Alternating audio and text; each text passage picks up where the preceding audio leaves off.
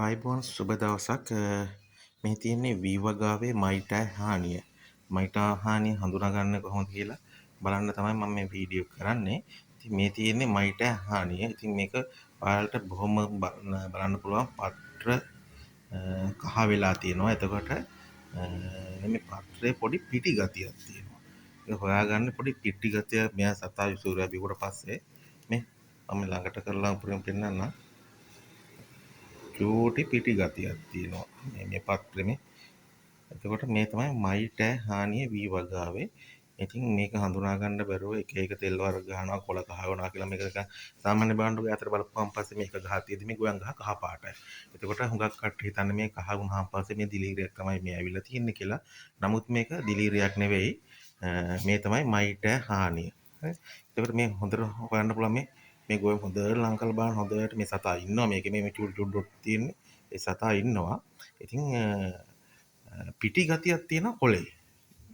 ගොයම් පත්‍රේ පිටි ගතියක් තියෙනවා මේකේ. ඒතකොට ඒකෙන් තමයි මේක අපි හොඳටම හොයාගන්නේ. මොකද හුඟා කට්ටිය නිර්දේශ නැති දිලීරනාශක භාවිතා කරනවා. මේක දිලීරයක් නෙවෙයි මේ කොළ කහ වුණාට මේ තියෙන්නේ මයිටා හානුව. ඉතින් මයිටා හානියට අපි පාවිච්චි කරන්න ඕනේ ඇබමැක්ටින්, මයිටිගේට් ඒ වගේ මයිටෑව පාලනය කරගන්න පුළුවන් රසායන ද්‍රව්‍යයක් තමයි අපි පාවිච්චි කරන්නේ. සල්ප. ඉතින් සල්ප වලට වඩා ඉක්මන් ක්‍රියාකාරී ඇබමැක්ටින්, මයිටිගේට් වගේ දේවල්. මොකද ඒව ආමාශගත වෙලා තමයි මයිටිගේට් ඇබමැක්ටින් සතා මැරෙන්නේ.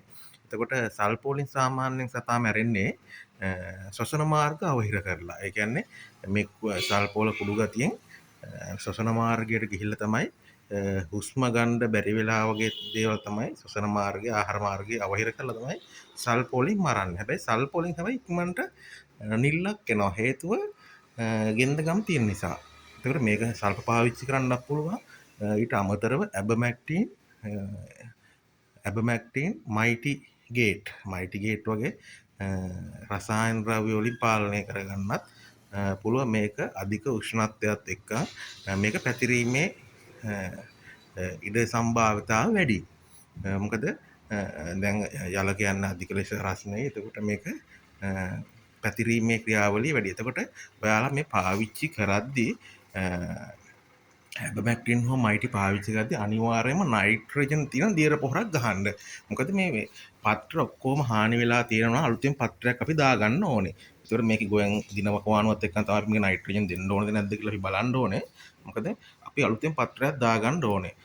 එතකොට පීදිලා නැත්තම් දද පත්‍රය ඇවිල්ලා නැත්තම් අනිවාර්යෙන් මේකට නයිට්‍රජන් තියෙන දියර පොහොරකුත් එක්කම් පාවිච්චි කරන්න. මොකද පාවිච්චි කරද්දී මේක අලුත් පත්‍රයක් දාගන්න ඕනේ. ඒතකොට ප්‍රභා සංශ්ලේෂණ ක්‍රියාවලිය, ආහාර නිෂ්පාදනය වැනි දේවල් මේක පත්‍රයක් මගින් කරගන්නවා. ඒක කරගන්න අවශ්‍ය වන මූලික පහසුකම් ටික අපි මේකට හදලා දෙන්න ඕන ගොයන් ගහට.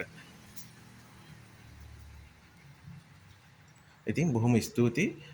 හරියට මේක බලලා හරි නිර්දේශ රසායන ද්‍රව්‍ය පාවිච්චි කරන්න, එක එක දේවල් පාවිච්චි කරන්න එපා.